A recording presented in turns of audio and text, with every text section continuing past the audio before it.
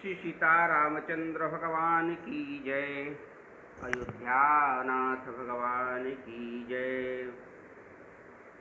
रामं रामानुजं सीतां भरतं भरतानुजं सुग्रीवं वायुसूनुं च प्रणमामि पुनः पुनः प्रणमामि पुनः पुनः।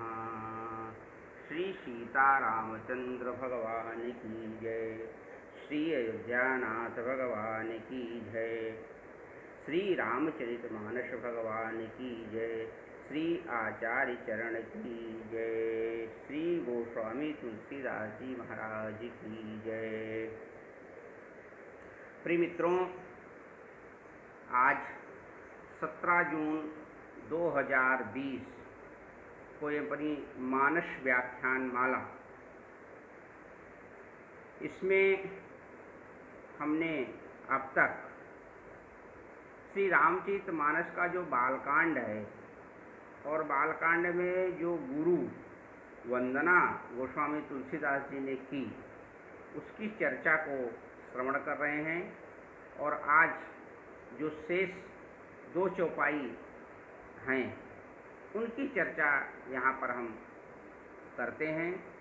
आइए उन चौपाइयों का हम वाचन करते हैं और फिर उसमें हर इच्छा से जैसी माँ सरस्वती की प्रेरणा होगी उस प्रकार से उसकी व्याख्या करने की चेष्टा करता हूँ। गुरुपद रज मृदु मंजुल अंजन नयन अमीय दृग दोष विभंजन तेहि कर विमल विवेक विलोचन बरनहु राम चरित भवमोचन बरनहु राम चरित भवमोचन। ये 2 चौपाइयाँ हैं और ये जो बालकांड में गुरु वंदना है उसका ये उपसंहार है। और इसके बाद में आगे की चौपाइयों में गोस्वामी तुलसीदास जी के क्रम बदलेंगे। यहाँ पर गुरु वंदना को प्रणाम करेंगे। तो आइए इसकी व्याख्या शब्दार्थ देखते हैं, किस प्रकार से गोस्वामी तुलसीदास जी ने क्या क्या इन शब्दों में पिरोया है। गुरु का अर्थ आप जानते हैं, पद माने चरण, रज माने धूल या अंजन, गुरुचरण, मृदु माने कोमल, और मंजुल माने सुंदर, अंजन माने काजल या सुरमा, नयन माने नेत्र, अमी माने अमृत, दृग माने नेत्र। नयन और दृग दोनों का मतलब यहाँ पर नेत्र ही है। और दोष माने विकार, विभंजन माने पूर्ण रूप से नाश करने में जो समर्थ हो उसको विभंजन बोलते हैं। और आगे की चौपाई में तेहिकर विमल, तेहिकर माने अगर यह करते हैं तो उससे जो परिणति होती है उसकी कर्तव्य लेते हैं। तो विमल माने स्वच्छ, और विवेक का मतलब होता है जिससे सत्य और असत्य का ज्ञान होता है, उसे विवेक कहते हैं। सत असत विवेकनी बुद्धि असहु सह पंडा तस्मात् धियते इति विवेका, ऐसा अर्थ करते हैं। विवेक का मतलब सत्य और असत्य का जिसके द्वारा ज्ञान हो जाए वह विवेक है। और विलोचन माने नेत्र है। वर्णौ रामचरित भवमोचन, वर्णौ माने वर्णित करता हूँ क्या, तो कहा रामचरित, वो भगवान का चरित्र है, उससे होगा क्या, तो कहा भवमोचन, यानी कि भवमोचन माने जो संसार में आने जाने का क्रम है उसको भवमोचन कहते हैं। इस प्रकार से इसका यह मूल अर्थ है।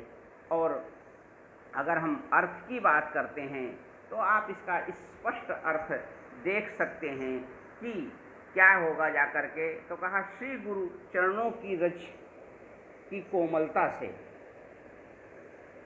और जो आँखों में अगर वो लग जाती है तो उससे क्या है कि आँखों की सुंदरता यानी कि नयनामृत ये हो जाएगा, और उससे आँखों का दोष समाप्त हो जाएगा।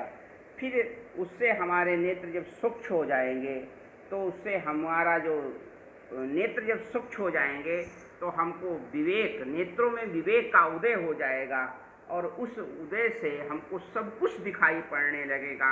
इससे मैं रामचरितमानस का वर्णन करूँगा, जिससे संपूर्ण आवागमन का जो क्रम है वह समाप्त हो जाएगा। ऐसा इसका अर्थ समझना चाहिए।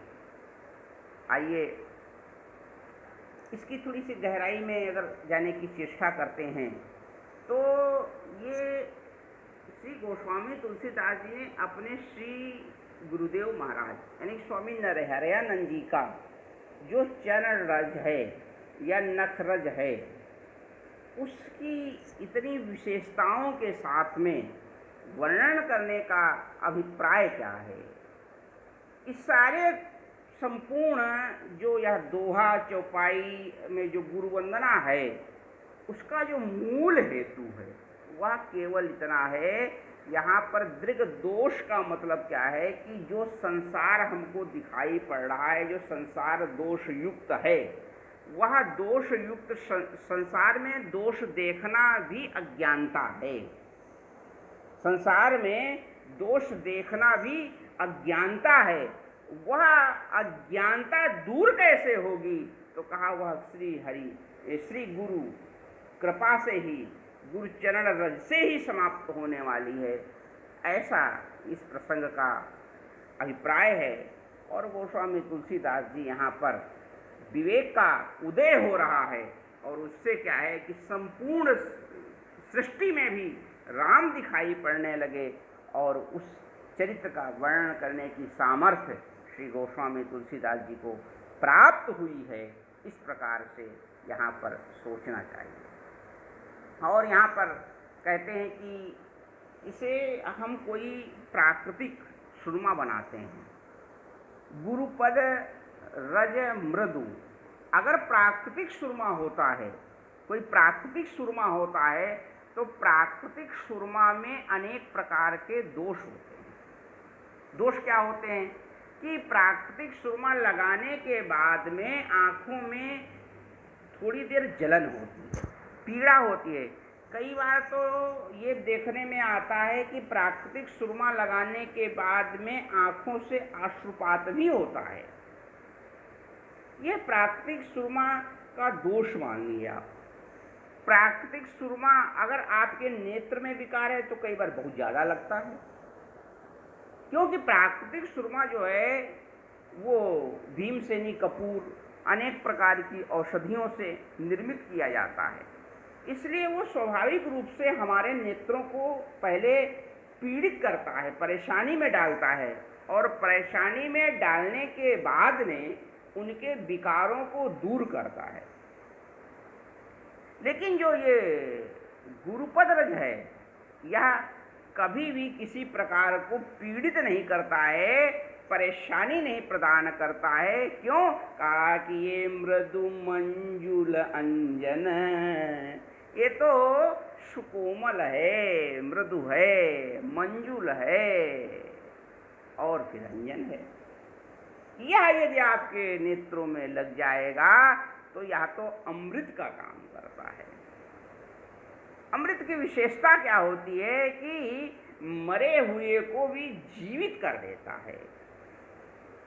और ये जो नैन अमी कहा, ये जो गुरु निर्मित, गुरु चरण रज निर्मित या गुरु नख निर्मित जो सुरमा है, उसका एक नाम है नयन अमी, यानी नैना अमृत नामक ये सुरमा है। इसे कोई प्राकृतिक में भी सुरमा बनाता है तो उसके अनेक प्रकार के नाम रखते हैं। भीमसेनी सुरमा, रामबाण सुरमा, बरेली का सुरमा इत्यादि कई प्रकार के नाम अपनी लोग रुचि के अनुसार से रखते हैं।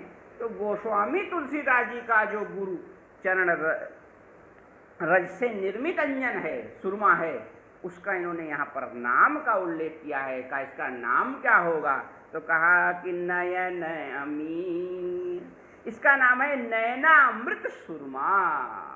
या नयनामृत सुरमा यदि लगाओगे तो आँखों को, आँखें में कितना भी विकार होगा, यानी कि आँखें में देखने की यदि क्षमता भी नहीं होगी, मृतक हो गई होंगी, तो वह आँखें हमारी, उनके अंदर जीवन आ जाएगा और ये दोषों को समाप्त कर देता है। यानी कि आँखों में किसी भी प्रकार, आँखों में अनेक प्रकार के दोष होते हैं। कोई मोतियाबिंद हो जाता है, किसी को माड़ा लग जाता है, किसी का लेंस ही खराब हो जाता है। यानी कि किसी भी प्रकार का कैसा भी गंभीर से गंभीर नयन में दोष होगा तो वह समाप्त करने की यदि क्षमता है तो वह नयनामृत नामक जो गुरुचरण रजित रस से निर्मित सुरमा है उसमें यह सामर्थ है। और इतना ही नहीं, तो कहा फिर ये जब दोष समाप्त हो जाएगा तो होगा क्या? तो कहा कि ते ही कर विमल विवेक विलोचन बरनहु राम चरित भव मोचन। अगर यह नयनामृत सुरमा लगाएंगे तो हमारे जो नेत्र हैं स्वच्छ हो गए और वह स्वच्छ होकर के विवेक से युक्त हो गए। यानी कि हमें विवेक का मतलब सत असत देखने का जो काम है, यह देखना चाहिए और यह नहीं देखना चाहिए। इसका ज्ञान सुरमा से होने वाला है। और गोस्वामी तुलसीदास जी कहते हैं कि मैंने संसार को बहुत देख लिया है, अब तो मैं केवल रामचरित को देखना चाहता हूँ, इससे यह भव बंधन से मुक्ति हो जाए। इस प्रकार से गोस्वामी तुलसीदास जी कहते हैं श्री रामचरितमानस जो है एक ज्ञान नेत्र से देखा जा सकता है, विवेक नेत्र से देखा जा सकता है। क्योंकि गोस्वामी तुलसीदास जी आगे चल करके इसमें वर्णन करते हैं कि सप्त प्रबंध शुभग सोपाना ज्ञान नयन निरखत मन माना, ज्ञान नयन निरखत मन माना।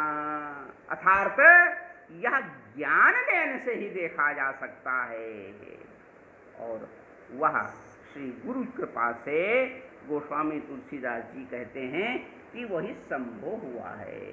गुरु कृपा से ही यह संभव हो रहा है। इसलिए यहाँ पर विवेक नेत्रों को निर्मल करना क्यों कहा?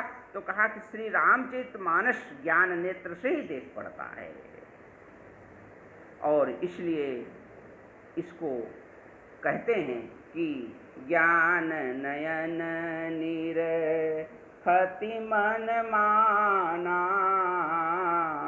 और तेहि कर विमल विवेक विलोचन बरनहु राम चरित भव मोचन, बरनहु राम चरित भव मोचन।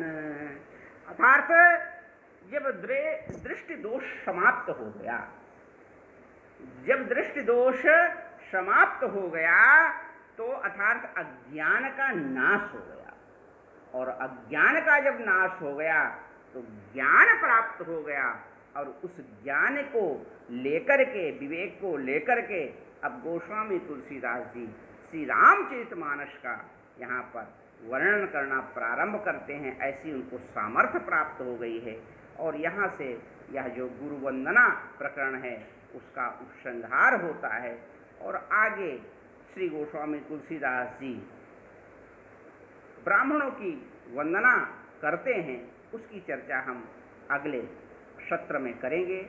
सादर जय सिया राम, जय सिया राम, जय सिया राम।